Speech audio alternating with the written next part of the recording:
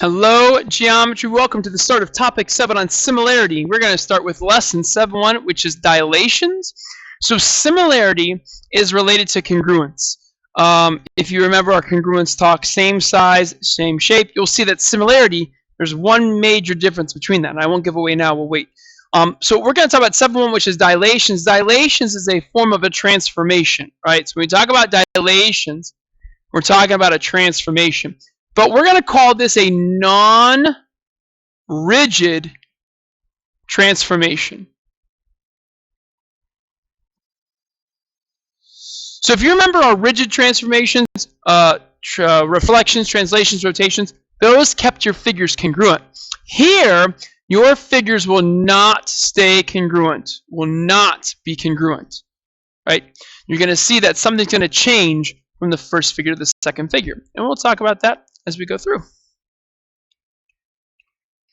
Okay, so how can you draw a dilated image? A dilation produces an image that is a different size than the preimage. And here is, I gave it away the first slide. A dilation produces an image that is a different size. The image is a different size than the preimage, right? There's going to give you a scale factor. This scale factor is going to be the ratio that you're going to multiply by to make your bigger or smaller figure. Okay? So we're going to do this two ways. The first way is going to be by the ratio method, right? So this is method 1, the ratio method. I'll do it in blue here. Okay, so I'm going to dilate triangle ABC by a scale factor of 1/2 with a fixed center at P.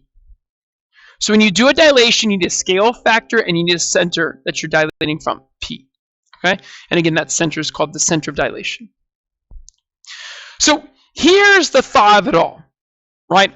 If we want to dilate by a scale factor of 1/2, that means we want to make this new triangle, triangle A prime, B prime, C prime, half as big as the old triangle, right? That's the crux of it all.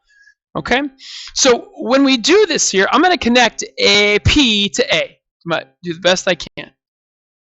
Right? That is P to A. So in order to make this new triangle half as big, I need to go half of the distance from P to A. This will be where A prime goes. So the idea is the following. If I want to know the distance from my center of dilation to my image, it's going to be equal to half the distance from my center of dilation to my preimage. This is the idea we're using here. To find the new length, we take half of the old length. Same thing I'll do here with P to B. I'll take half of that. There's where B prime is going to be. And P to C. Again, I'll do my best here. There's P to C.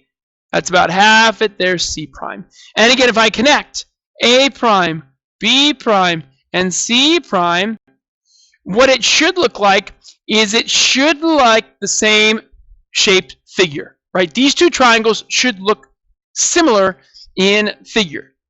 However, we can obviously tell that the new triangle, A prime, B prime, C prime, is smaller than the old triangle. We call that a reduction. Because our scale factor was equal to 1/2, which is less than 1, this was going to be a reduction. It was going to take our original figure, the preimage, and make it smaller. So again, the big idea here is that the triangle A prime, B prime, C prime is the same shape, but half the size. That's the word size, sorry about that. Half the size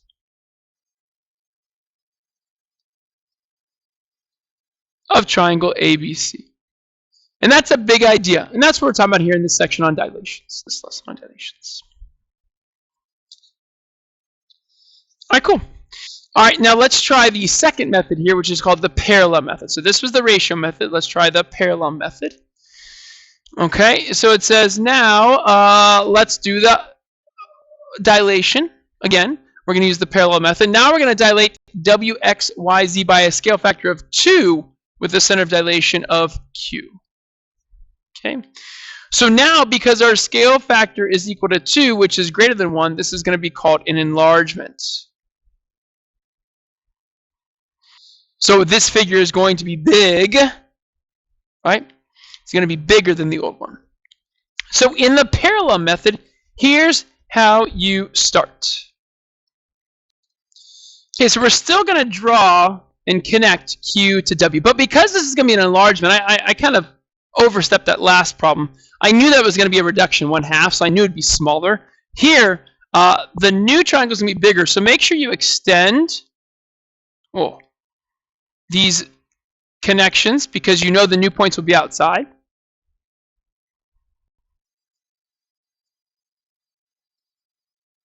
Okay, next we have to use the idea that to find one of the new sides, let's call it QW prime, we have to take 2 times QW, right? So I'll do it in blue here. So if this is Q to W, if we double that, here it looks like W prime.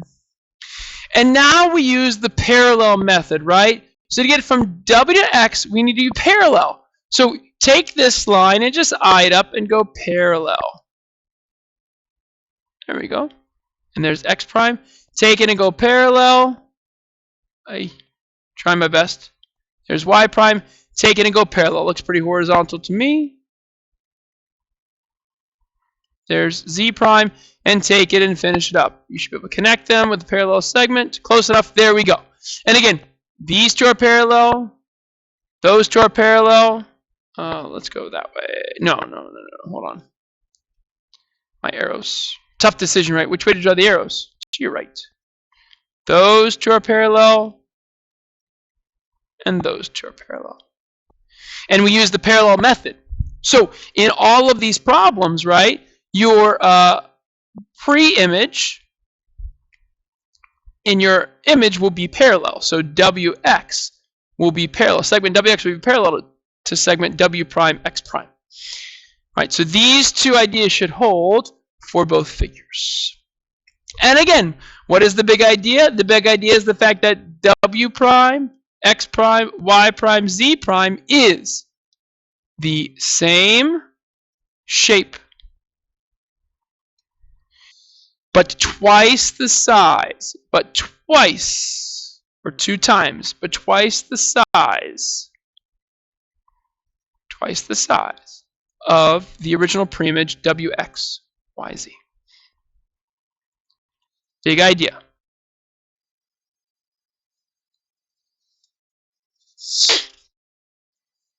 Okay, so here comes our formal definition of a dilation. So again, key here for dilations, the notations like this: D, N, comma, C. N is your scale factor, and C is your center of rotation, or center of dilation. Center of dilation and scale factor. Again, the following properties hold. Number 1, to find the new image, the new length from your center to any new part of the image, you take the scale factor, multiply by that corresponding old length. Big deal. Again, same thing here.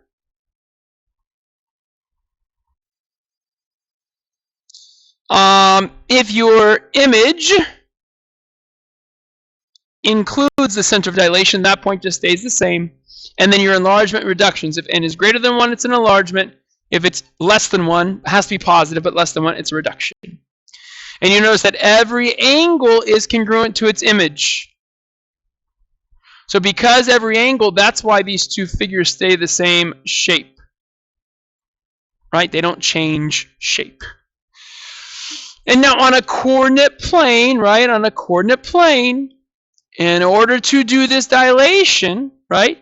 It's going to be about the origin, always and forever, right? They will not put 0, 0. They might put 0 for origin, but it's about the origin. Okay, now, how do we do this on the coordinate plane? Let's go take a look. All right, so how are a rectangle, it says rectangle A prime, B prime, C prime, D prime is a dilation with center P of triangle ABCD. How are the side lengths and angle measures of ABCD related to those of A prime, B prime, C prime, D prime? All right, well, let's take a look here. So if I compare the side lengths of A prime, B prime, C prime, Let's just choose one pair of corresponding sides. Let's choose A to B. So the length of A to B is 3. How about A prime to B prime? 1, 2, 3, 4, 5, 6, 7, 8, 9. Looks like, oh, I'm sorry, 9. I wrote 3. 9. So it looks like the ratio of our corresponding sides would be 9 to 3. This is an enlargement. Because it's an enlargement, we're going to multiply the original figure by a number bigger than 1. That would be 9 divided by 3, which is 3. So if we take all the corresponding lengths of this small rectangle and multiply them by 3, we'll get the bigger length. So again, BC is 2. If we take 2 and multiply by 3, 2 times 3 is 6. 1, 2, 3, 4, 5, 6. There you go. That's that length. So how do the side lengths compare? So the side lengths of A prime, B prime, C prime, D prime are 3 times the side lengths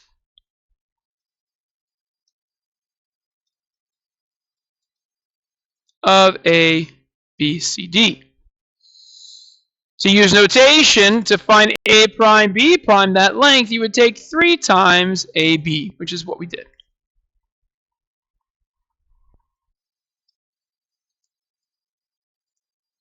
And now what about the angle measures? Well, the angle measures, I'm going to use the angle symbol, the angle measures of A prime, B prime, C prime, D prime are congruent to those of A, B, C, D.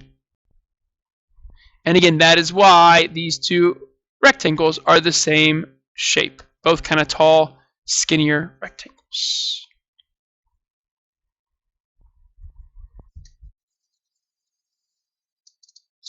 So there we go. How to use the coordinate plane in two images to kind of talk about scale factor and all that fun stuff. All right, one more problem in this video here.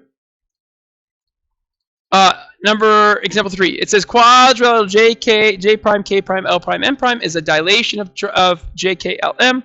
What is the scale factor, right? So we have to find our scale factor, which is going to be n.